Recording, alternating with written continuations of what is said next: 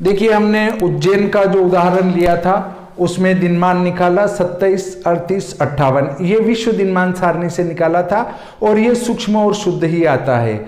इससे हमने रात्रिमान बनाया, अहोरात्र ये हुआ। और इस दिनमान रात्रिमान की सहायता से जो हमने सूर्योदय निकाला था लोकल, वो 6:28:12 था और लोकल सूर्यास्त था वो 5:31:48 था। अब इसमें स्टैंडर्ड अंतर भादो माता पंचांग के पृष्ठ क्रमांक 88 से लिया और उसको जोड़ दिया तो ये मध्यम सूर्योदय और मध्यम सूर्य अस्त आया।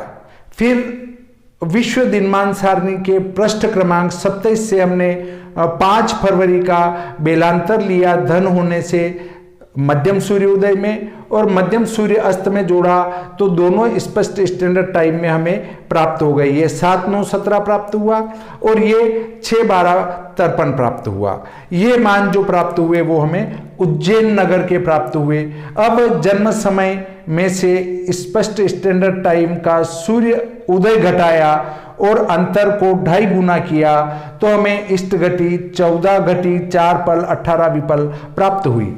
अब देखिए, हमने जन्म समय को लोकल बनाया। जन्म समय को लोकल कैसे बनाएंगे? 12:47 में से हमने स्टैंडर्ड अंतर घटा डाला तो मध्यम समय प्राप्त हुआ 12:19:52। इस 12:19:52 में से बेलांतर वो जो हमने ऊपर निकाला था यहाँ जोड़ा था और यहाँ हमने घटा डाला तो लोकल जन्म समय हमें संस्कृत जन्म समय प्राप्त हुआ 12:05:55। अब ये जो लोकल जन्म समय है इसमें से लोकल सूर्योदय घटाएंगे 5:37:43 अंतर आता है। इसको 2.5 गुना करेंगे तो इष्ट घटी प्राप्त होगी। देखिए, ये मान और ये मान दोनों एक जैसे हैं और जब दोनों मान एक जैसे हैं अर्थात हमारा इष्ट घटी का मामला पूर्णतया शुद्ध प्राप्त हो जाता है। इस प्रकार हमने इष्ट घटी साधन करी और इष्ट घटी साधन के उपरांत हमारा जो प्रकरण है वो यहीं पर संपूर्ण हो जाता है।